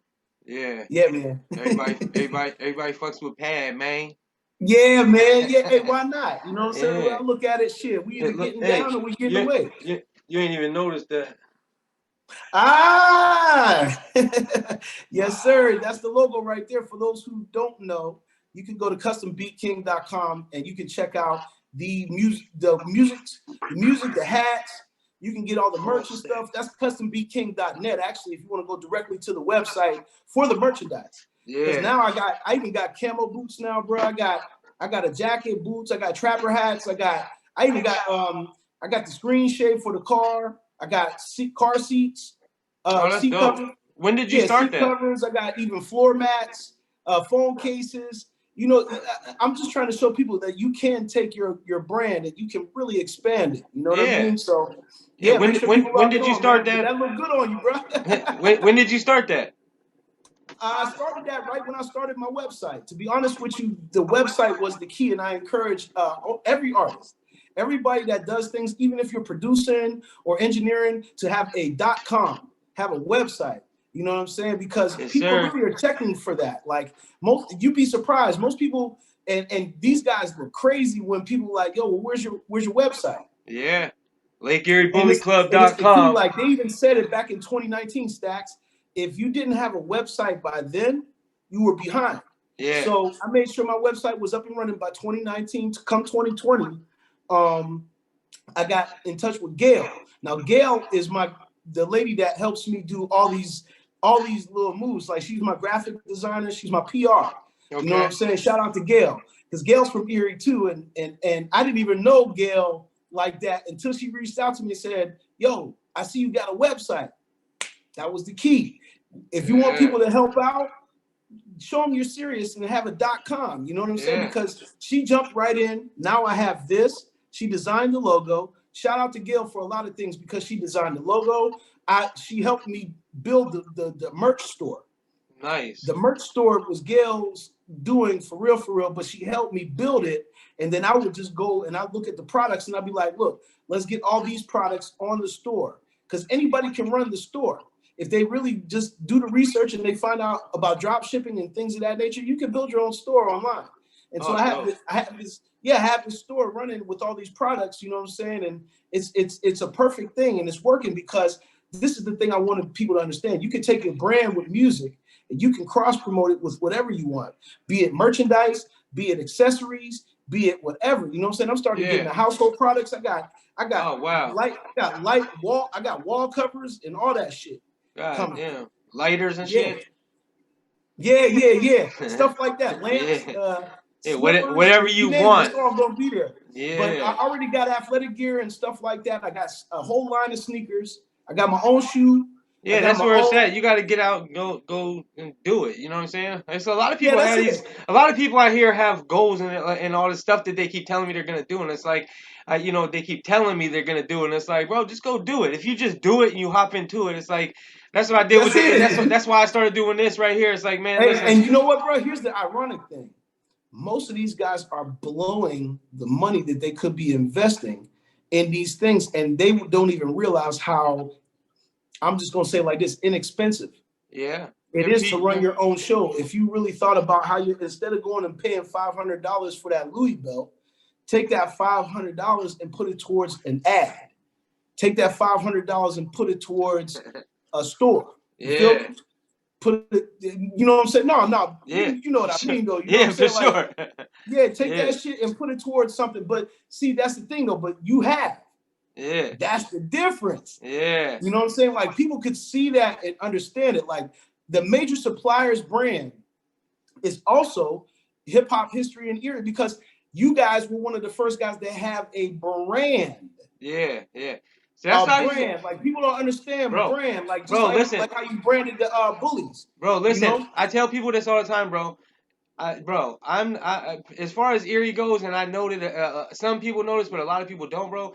I'm so good at marketing and branding things, bro. If you see, I think you've seen already the background, like what I'm seeing right now, like how I'm looking at this interview. I did all this morning, bro. My girl will tell you, bro. I woke up and didn't know how to do none of this, bro. I didn't know how to work this But program. guess what? When you have a desire to know something, you're Bro, gonna it do it. takes me 15 minutes in the will how to want to do it, bro. You see the whole studio behind me. I know how to work every bit of this in Everything. every program because I want to do it. You know what I'm saying? Yes, And it's the and biggest thing. bro, You gotta have a desire. when I If you seen don't have a Zeke and them, desire to do something, yeah, then it's not going to be there. yeah, when I seen Zeke and them, I was like, yo, you know what I'm saying? Like, let's make a logo, like a real logo. We can brand this, you know what I'm saying? Start branding. Next thing you know, I'm like branding everybody, and then everybody in Dude, you were Erie's one of the branding their first stuff. guys to do it. Everybody started branding theirs after theirs, bro. You were one of the first guys to have a logo. Yeah, bro. Watch how many people start You doing made, I think your logo made other people go get logos. Yes, bro. That's just like bullies, bro. I went out and did the bully thing, and now everybody in the city has bullies. It's like, Clutch. dude, fast. Down the way bully started, and the next thing you know, Clutch. it's a It hundred was a, it thousand was a bullies clutch thing. move. It was Yeah, like, and it's like look, I don't when I need saw that, homage. I was like, Stax knows how to brand things. Bro, I know how to Like, market things and brand things. yeah, Fast. because now your brand is going. You're going to dog shows, other places. You're All doing the time, transports of bro. dogs. Bro, I got a You know what I'm following saying? up in Like Niagara Falls and Buffalo and Cleveland and like all in Detroit. I got a following in Detroit. all these I know I places. saw you there. Bro, where at? In Detroit? I saw you in Detroit. Oh yeah, I was in Detroit all summer and stuff. I got Yeah. yeah, Detroit is that, I'll be out there. I was Yeah, fucking but with but see, your brand took you there. yeah, that's what brought me there. And then I got introduced to P Dot and all these dudes out there that's, what I'm saying, that's doing the music stuff. And next thing you know, Right. I'm, dealing with all P Dot and all them and all the rappers And that's involved with P Dot and all them. is for people to understand that branding and marketing Yeah, is bro. what is key and king in our business. And staying humble and just In not, you know what I'm saying? any business though, right? Yeah, Like any for business, sure. like the businesses that win have the best what? Marketing and Yeah. branding. Yes, for sure. Because if you Everybody don't knows have that, you don't the have M nothing. stand for McDonald's. Yeah. I tell people that all the time. I'm like, everybody know the M stand for McDonald's. So you have to create something that's like that. Yeah, bro, there's studios in Erie that don't have a studio, bro. There's entertainments in Erie that don't have entertainment studios or nothing. And like I'm not laughing and I'm not, being No, that serious. It's just that that's a thing nowadays. So it's like it is. that's actually acceptable to have a business without a business. You know what I'm saying? It's like all you have to do is have a logo and tell everyone you have a business nowadays and it's a business. Which cool because if you really, if you do that, then you have like say all this PUA money that everybody just got. You know what I'm saying? All this unemployment money.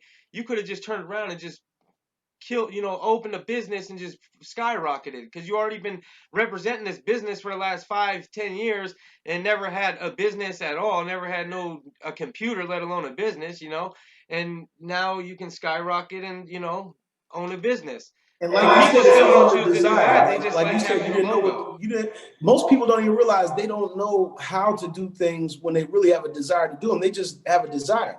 Yeah. So it's just like the parable of the guys that learned how to make an airplane. Like them boys didn't know what they was doing when they first started. No, But they wanted to fly. They wanted to fly. They wanted wanted to to get in the fly, air. and they learned. Started putting shit together and was like, Eventually, hey, they here we flew. go. Bro, I used to use every time I record vocals back in the day, the first thing I did after I recorded my vocals was running through this thing called a noise reductor or something like that. The Cool Edit used to have, and I swear to God, everything needed this. You know what I'm saying? I'm like, hold on, I need this. And I didn't realize I needed a mic and I needed a cord that had no feedback. You know what I'm saying? I needed a good interface. You know what I'm saying? Shit like that. And I'm like, wondering why I'm always using this clicking, or this click and pop eliminator and noise reductor. You know what I'm saying? It's like, Exactly. but keep trying to keep messing with stuff long enough, you're gonna figure something out, and You're gonna figure something out at you're some gonna be like, point. oh, okay, I didn't even need to use this click and pop eliminator. I could have just eliminated all that Yeah. in the first place. People think that we all were like formally trained, and we weren't. We just had the desire to know. No, bro. Yeah. No, my dad, We bro. just had the desire to understand what it is that we were My dad's that been we were making doing. music since I was a boy in Erie, bro. He's like, he gets paid like $300 a night to perform 3 nights a week in Erie since I was a boy, still to this night, to today. So it's like I grew up around the whole, amplifiers, mixers, 4 tracks, and stuff like that. So it's like Everything. So I went ahead and was like, You can tell that you did though. I was in the hood, bro. I was in the hood, and all my friends is like, hey, let's put that Shure SM58 to use. You know what I'm saying? With my Gorilla amp. You know what I'm saying? You damn right. So we did, bro. And then next thing you know, bro, I ended up bringing a beat machine over to 7th Street. We ended up linking up with Devil's Den, Scotty McWilliams. And then, bro, that was all me, bro. I'm the first one. Yo, I brought all my dad's stuff to Scotty's house. And then that's when the Devil's Den started. I put it on everything, bro. That's where it came from. Cause Scotty and them never really, you know what I'm saying? He knew how to do stuff, but they didn't have no equipment. My dad had the PA and the microphones and all that. And we brought all that stuff to his house. Next thing you know, he bought the Elise's keyboard, that Elise's beat machine. Dev was my man. I ain't seen him in years, man. I would love to see him again. Put the egg crates in the closet. Hey, and everything. Is he still around? Is Scotty still around? Hey, yeah, Scotty just works though. He don't do nothing. He got a new girl. Him and Pink, split up or whatever. So they, yeah. That's my man though. There, but you know what I'm saying? Yeah, they've been, That's my man. Dev was always my guy. Yeah, that's my dude, bro. That was like my bro. Yeah. But yeah, so much history, man. That's what I'm saying. I start a lot of this stuff that I didn't start. I never in life hear my name, but I'm like, I don't care that much, but I do care. I guess my therapist will tell you I care. Stax, but I don't. That's not me. I never really was. I was a background guy. I was to myself, introvert. Yeah. You know what I'm saying? I'm laid cool, back, just chill. Bro, if you see that Zeke Diamond and French Montana video, bro, you'll see me in the truck in the back sitting with Easy Does It, French's manager. I was the one putting all the business together, bro. I ain't worrying about being in the spotlight. French was my homie. French came back to the car, shook my hand, and was like, "That's for you, bro. That's love." You know what I'm saying? And that's real rap. That is, you know what I'm saying? That's really G shit. What happened. Hey, man, people recognize when people are real, man. It's just that simple. Yeah, I was in the background of the Murder Mook and Zeke Diamond and the T-Rex thing. That was that was my people's, like, not my friends, but we used to converse through MySpace and all that, and I made it possible for us to go to Harlem and do all that in Harlem that we did. Hey man, listen, all the moves was one of a kind moves, dog. I ain't even gonna lie. Bro, nobody did that before that. Gully TV wasn't going to Harlem and tapping in on him. I didn't see that, none of that before. I don't know. He was going to New York for a while. Before Be a Leo? I'm not talking about going to New York. I'm not talking about going to New York, bro. I'm not putting Gully down, and I'm not, you know what I mean? No, I'm just saying because I remember when he first brought me the footage, it was from everywhere, man. Yeah, but what I'm saying is I was the first one really in the mix with the artists like French Montana and Murder Mook and all that. Because Oh, after I I did, would bro, imagine. listen, it was me, and then if you even if you look at the timestamps on these files, you know what I'm saying? It'll tell you I did mine, and then next thing you know, so and so did theirs, and you know what I'm saying? So it's like, and I never said nothing, never opened my mouth until recently about things because I don't, you know. Yeah, it's cool, man. Like I said, like you said, sometimes the background people are, and that's another thing too that I give credit to people that are in the background just as much as I do in the forefront. Yeah. That's Because why really, it's important for everybody to be accounted everybody for plays a because part, bro. we all played a part in this in building this community up there, and that kind of music that was the foundation. You know what I'm Yeah. saying? Like it all of us played a part in that. No matter how Yeah. people want to look at it, that's how it was. Yeah, for sure. And just because, Uh-huh. yeah, and just because people don't say you screaming your name right now, don't mean you ain't doing nothing and playing your part in the background now. You know what Yeah, I'm saying? It's like, anybody that doesn't know that you're a part of history, I'll be the first to let them know you are definitely a big part of the history of Erie. oh yeah, for sure. You know, I don't really look for the credits, but it's like I Nah, need to it's hear it cool. sometimes for myself because it's like, damn, nobody says it. You know what I'm No, saying? no, but you know what though? Humble people is like that though, and I'm Yeah, I'm a humble person, man. yeah. And it's Oh like, yeah, for sure. even though I appreciate people shouting me out and this, that, and the third, I Yeah, think that it's just still staying the same person, never changing who you are. You know what I mean? yeah. Like if I was a cool dude back then, I'm a cool dude today. It's You know what I'm about saying? consistency no matter what you do in life, bro. It's about Yeah, consistency. Being consistent. Always showing that you're worth, you know what I'm saying? Always showing that you're still facts, grinding. Always showing that you're still out here. It's like just because you're not here today or tomorrow don't mean you ain't out there or you ain't gonna be out there next week too. You know what I'm saying? facts, It's, no you know, doubt. but that's why, you know, but I got a lot of love for these little kids that are doing things nowadays because they got the Yeah. tools to do everything with, you know what I'm saying? And I they're think I out got. here. I think I feel you on that. But I Yeah. got love for it all, man. I got love for every era. You Yeah, know what I'm saying? every I got era. love for every era and everything that represents Erie. I got love for it. You know what I'm Yeah, saying? For sure. And yeah, even like I said, it's not even about whether I agree with what happens here or what happens there. I think it's just for the fact that we have some a history. yeah, for sure. You Yeah, know, we have a history, and people may not know about the history all the way around the board. You know what I'm saying? And I think that that's just important for people to say, hey, you know what? I got love for it all because I was a part of all that shit that was going on. You know what I'm oh saying? yeah, for Like sure. we have stories that we could tell people all day long for sure. You know what I'm saying? Yeah, you hear about some kid that got signed in Erie from some video games or something? No, I didn't really hear. I heard about another artist though, like I believe it's this one artist by my brother used to sing with this one kid, these twin dudes, like, and their son, I think one of their son is got signed to a deal up there recently. He Yeah, was an artist. He's an artist. That's all I know. I keep forgetting. some video game streamer in Erie got like viral views, like millions of views, and then some Wow. company picked him up because he's a video gamer and he's a YouTube and he's a you know he got a hit song.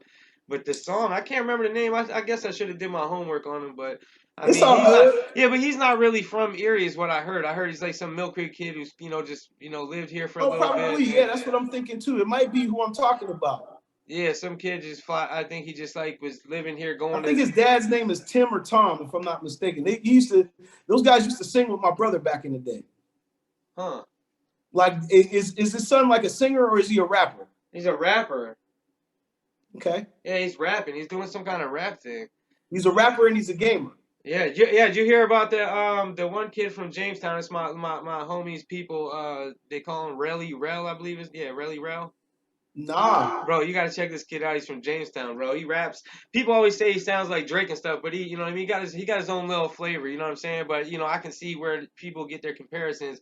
But yo, Relly Rel be going every time the Steelers lose, he goes viral, bro. He be putting his he be putting like a ladder through his TV because the Steelers lost, or taking his TV. He be Wow. taking his 75-inch TV outside and body Oh, wait a slamming minute. it I in think his I seen drawers. that video. In his drawers, he got the 45-inch like gaga. You know what No, I'm he saying? definitely destroyed the TV with the ladder though. Yeah, bro, he's on World Star right now. He was like at the top the other day, like right on the top corner of World Star. Yeah, his name's Rel. Yo, Yo, his name's Relly Rel. He goes viral all the time. He had a little deal with Sony for a little bit, but I don't know what happened or if he's still what he's I doing. mean, these deals that people sign these days are never really like written in stone, you know? Yeah, bro, you gotta check him out though, cause he's definitely worth just looking at. You know what I'm saying? It's like, Absolutely. I'll definitely yeah, give them a check. yeah. Who's down there right now that you know what I'm saying that you be Whew, man, I got a couple of artists down here that I'm working with. One is Simply Kill, another guy, Hype the Landlord. I have a reggae project that just released with my longtime reggae artist, Ross Maisha. All this stuff is coming out of Pittsburgh. I also have a couple other people that got tracks from down here. Fire, you know what I'm saying? She's Oh from yeah, Erie. fire. Yeah, yeah. One of That's her my new singles homeboy that she's about to Pig's release is cousin. called Boss. I produced that track.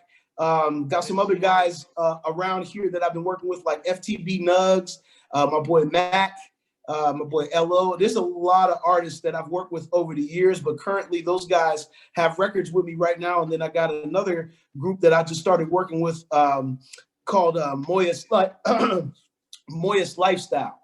Moist Lifestyle got an entertainment outfit, and the guy's name is Flacco. He's from the Hill, but that's another guy that I'm about to start springing on folks. And of course, Miss Toy, we're doing new songs all the time. But as far as Pittsburgh is concerned, those are some of the main guys that I've been working with, and a couple people coming down the pipeline, a couple female artists that I got coming along. Oh yeah, they what are they singers or something? The females Yeah, or they yeah, rap? yeah. One's a singer, and the other one's a rapper. A couple of young rappers too that I've been working with as well. And then of course I got some other artists that do come other things like spoken word and a couple other things that I've been doing around here as well. You know what I'm If saying? Like just a nice little melting pot of artists, man. yeah, so if somebody wants to get beats, I mean, you said custombeatkings.com, right? Yeah, Custom Beat King, one word, King. Oh, custombeatking.com. And they can go, anytime they can even hit me up on any of the social platforms, bro, inbox me and say, hey, look, can you make me a beat that sounds like this? yeah. That's all you got to do. Do And then you we'll work out a situation where you got to have publishing, though. I will say this. I got to stress this to the artists. Please get your publishing and your songwriting account with a performance rights organization before you come do business here, because we only do exclusive rights situations. I don't do okay? any leases. I just do Yeah, exclusive rights situations where we develop a situation where we can eat on the back end as well. And I give them a price that they just can't refuse. And it's just that simple. yeah. I was gonna get into that. Do you is there like a price range you have, or you don't discuss price until the beat, until you No, I finish really the don't beat? discuss price until the beat and what the artist really is trying to accomplish with this beat. Oh yeah, You know what I'm saying? yeah. Respect. Yeah, yeah, yeah. You know what I'm saying? Like if Yeah, if, if you got a plan to put a campaign together for a single, I may work with you on that. You know what I'm saying? I may work with you on the price on that beat, you know what I'm saying, for an exclusive rights thing. But it includes a publishing split. Most of the time it's 50-50. So it's like we just do a 50-50 publishing split, and I'll charge them an upfront price that's fair for them.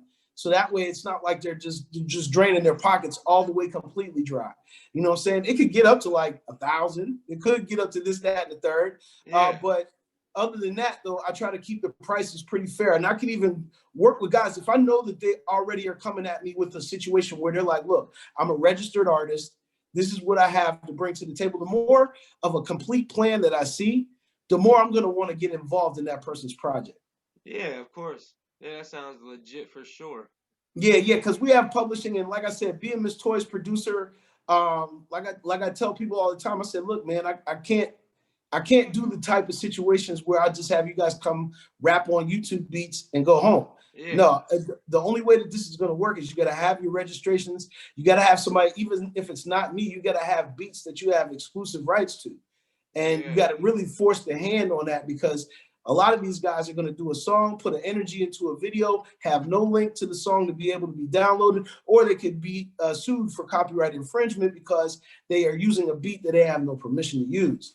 And yeah. so even That's when it major says right free now. download, I encourage cats all the time, do not go by when it says free download. Trust and Yeah, believe. If that record gets bro. hot, that producer is going to want to be included in the back end Yep. and learn I about the told back people end. that's the biggest trick, man. Like I told people that, yo, listen, like 5, 10 years ago, I was telling people that make beats, I'm like, yo, understand this. Like you're selling your beats for $25 a beat. You could put that beat on YouTube and for free, and once you get a nice enough platform of people looking at your beats, them beats are gonna pay for themselves 100,000 times over because you're only charging $25 for that beat for originally. You know, so if you get 7 million views on that beat because it's free, you know what I'm saying? You could, you know what I'm saying? I mean, it always makes Absolutely, you can monetize. yeah, As the people don't even know monetization makes like the sense. subscriber threshold for YouTube. Like these are things that I encourage artists to do because it is a do-it-yourself world. Yes, And you do got exactly. to educate yourself on the business because let's face it, the record labels are not the same. And you could be They done getting went paid. from Yeah, what they go from 5 major labels down to they're down to 3 now. yeah, And all these other guys are under them as sub labels. People keep saying, "Oh yeah, Def Jam a major label." I said, "No, sir, it's a sub label. yeah. But you can, if you know how to It's a sub label monetize yourself. under a major affiliate. There's only 3 of them left." And so it's like they don't even have the capital to do this with most people that are signed to record deals, bro. To be honest with you, they're not even really signed. Like the record label can't even put the proper money behind these guys. Yeah, It's really that serious. I yeah. know because I got an artist down here named Booney the Kid, and Booney had a big record a couple years ago that hit Billboard, and I got a chance to go to Billboard. I seen Okay, Billboard, I seen Rock Nation, I seen all these places, man. that's dope. Like, and I understand the play a lot more, and I know what it takes for people to really break into these things, and they have to learn how to market themselves and outstream, outsell.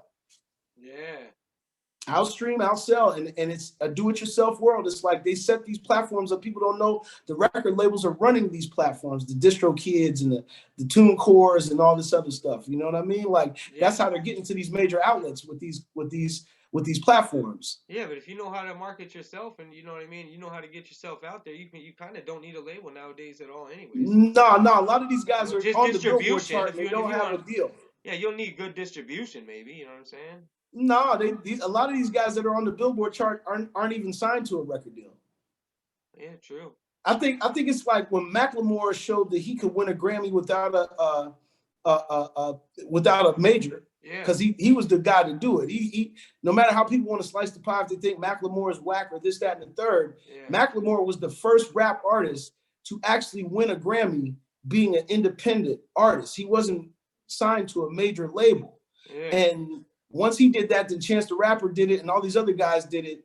Now it's like a do-it-yourself world because now everybody's like the mold is these guys have to be out here fending for themselves because they know everybody's doing it. yeah, They know everybody's trying to get in the industry. And what they did was they got smart and they made distribution services.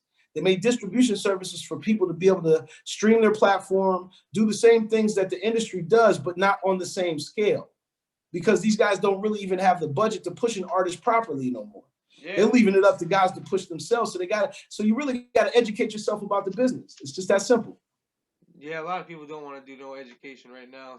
They want every. No, It's a lot, no, but that's what but it's going to take. yeah, And I know this for a fact because the only reason why I'm still able to play in the game is because I had to take the time out and understand that this business is more like do it yourself. yeah. Well, I mean, also because what my dad told me, it's like you could a vocalist is gonna lose his his vocals and be not cool one day.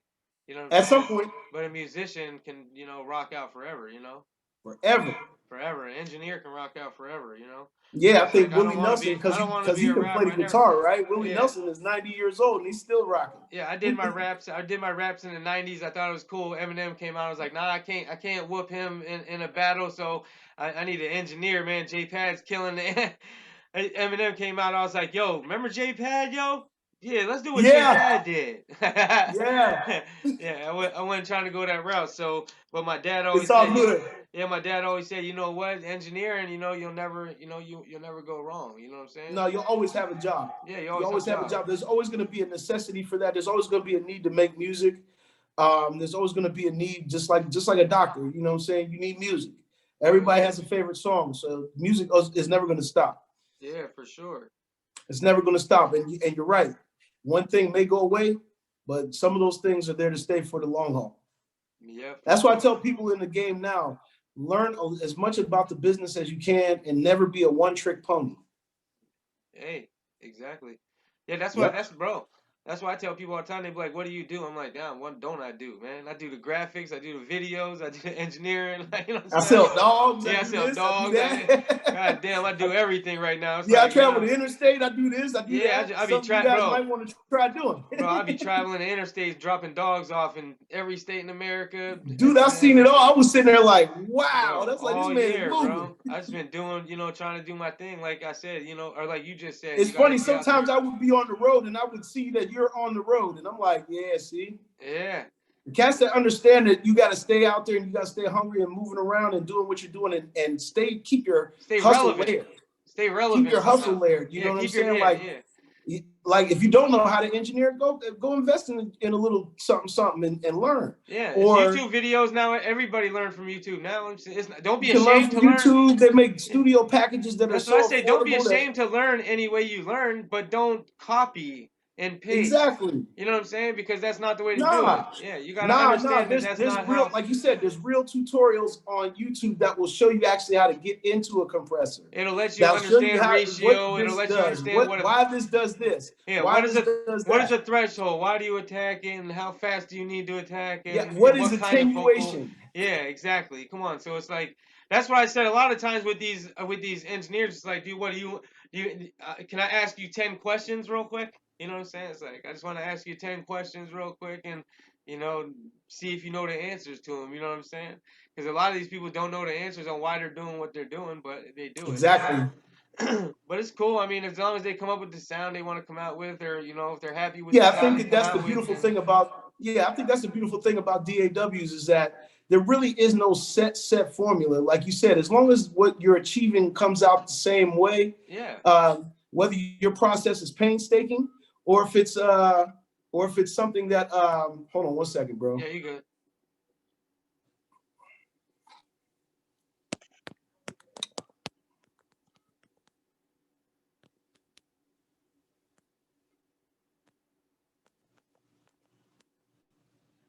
Yeah, my bad, brother.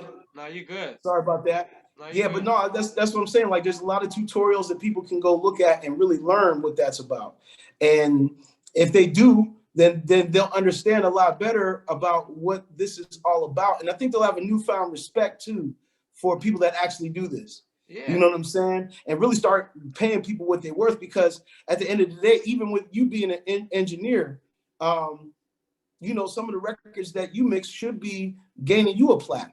Yeah. Just like other people think that it's just artists and producers that get the plaques. No, it's the engineers. It's everybody that gets. Takashi's engineer, that old white man, made a lot of money. That old white man that was Man, recording people get a Takashi. Grammy. They win Grammys for that too. They win Grammys for mixing. Yeah. They win Grammys for mastering. You know what I'm saying? Yeah. So people don't understand these things, but you got to do what they got to do. You know what I'm saying? And educate themselves as much as they can about this business, man. Yeah, for sure, for sure. Well, yo, Absolutely. so you got tell them about what you got going on again real quick, the Custom Beat Kings before we get out of here. Oh yeah, custombeatking.com. You know what I'm saying? Make sure you log on and check out everything. Check out the new album Masterclass. Check out all the stuff that I have for sale on custombeatking.com. But check out Masterclass, that's the new album. Check out the 2 instrumental albums that are on there, which is Lo-Fi Days Part 1 and then Lo-Fi Days Part 2, Foliage. Check those out. I just put those out there too. So I got in the lo-fi game, you know what I'm saying? Nothing but some quality beats. But then I got a beat section. You know what I'm saying? You want to know something about me? My bio's there. If you want to check out my store, it's right there, or custombeatking.net. You know what I'm saying? You can get drum kits on my website. You can get a little bit of anything. You got everything. Yeah. Word. Yes, All right. sir. Well, yeah, I'm always tapped in. So hey, keep in touch with me, and keep following the platform. I love what you do all the time, and I always respect you, bro. Man, salute, bro, man. E-Town stand up, PA stand tough. All right, J Pad, always on the grind, man. Yes, sir. Peace, y'all. Peace. Y'all much love. All right. All right, bro.